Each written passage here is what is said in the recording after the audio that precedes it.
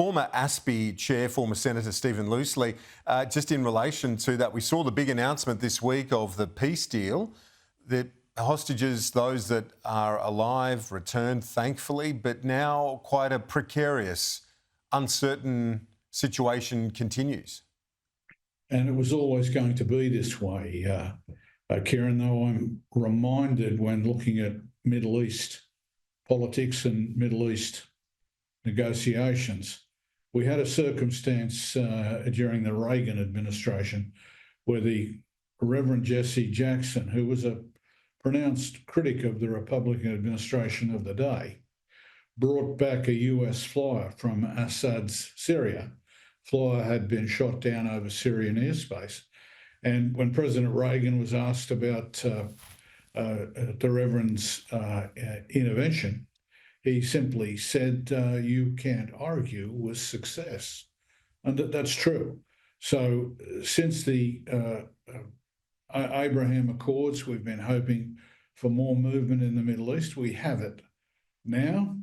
This is probably the most significant development since the Oslo Accords, 93, 95, with President Clinton. But it's going to be difficult to sustain, as we've seen. You still have Hamas, which is a murderous terrorist organisation, literally killing people in the streets. You have that kind of challenge that will need to be met, but met effectively. If not, then we see things unravel.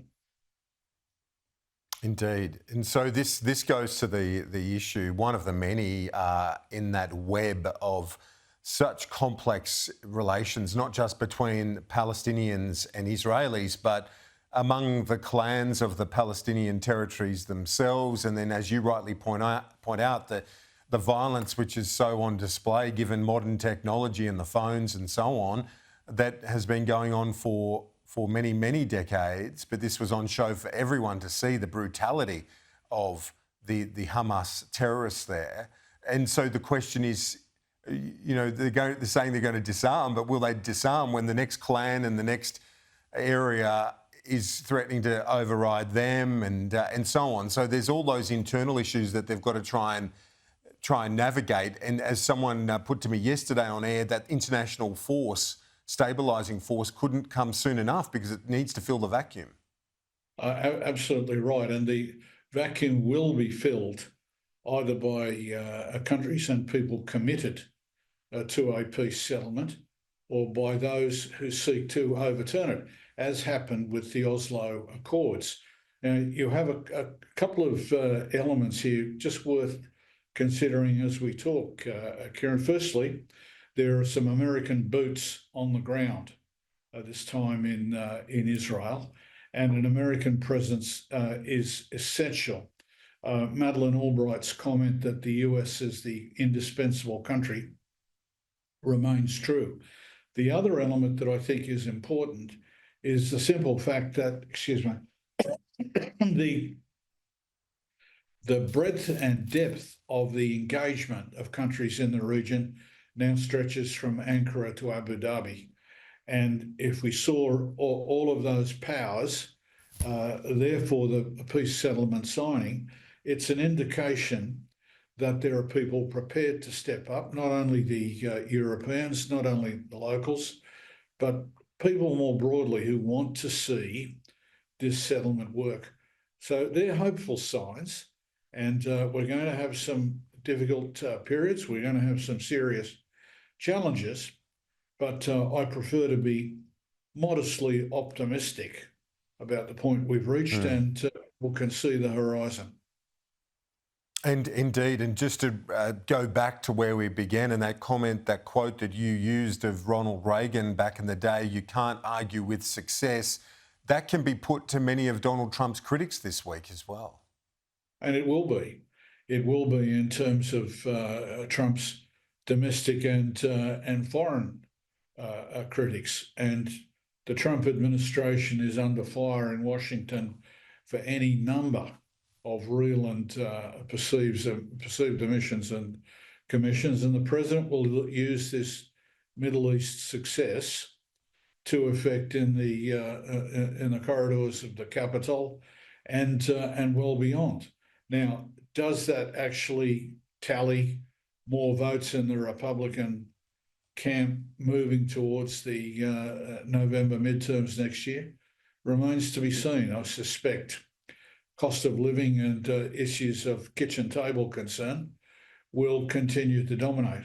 But nonetheless, there's no doubt that Donald Trump has done what no American president's been able to do. And the probability is, unpalatable as it may seem, is that Trump projects American power and he deploys American power where he believes it's needed.